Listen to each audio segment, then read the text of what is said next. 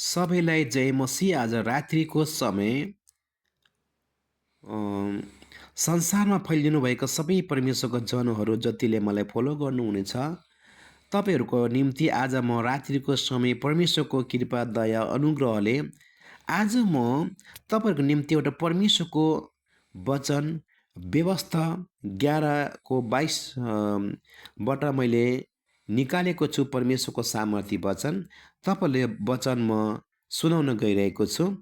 यो वचन तपाईँले एक मिनट कतै यताउति नहेरिकन तपाईँले हेरिदिनु भएको होस्, किनकि मेरो लागि होइन, तपाईँहरूको निम्ति हो र तपाईँहरूले आशिष पाउनुहुनेछ, यो बुझ्नुहुनेछ अनि तपाईँले परमेश्वरको वचनलाई बुझेर तपाईँहरूले आशिषहरू पाउनुहुनेछ। छुटकारा, चङ्गाई सबै चिज परमेश्वरको वचनमा छ। आउनुहोस्, आजको वचनले के भनेको छ भने,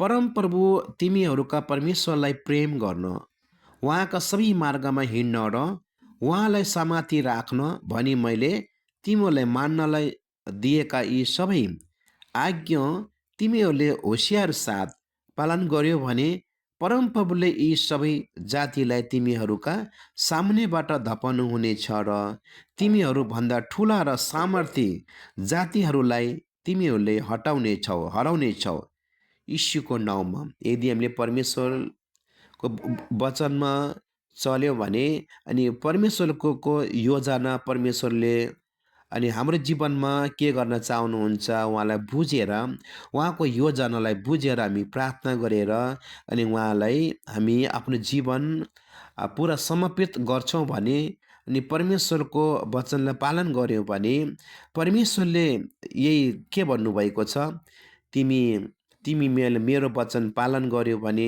मैले भनेको मान्यौ भने अनि तिमीहरूलाई मैले ती ठुला ठुला सामर्थ्य जातिहरूलाई तिमीहरूले हराउने छौ भनेर भन्नुभएको छ। यानि कि हाम्रा शत्रु पीडालाई हामीले जरैबाट उखाड्ने छ, किनकि परमेश्वर हाम्रो साथमा हुनुहुन्छ।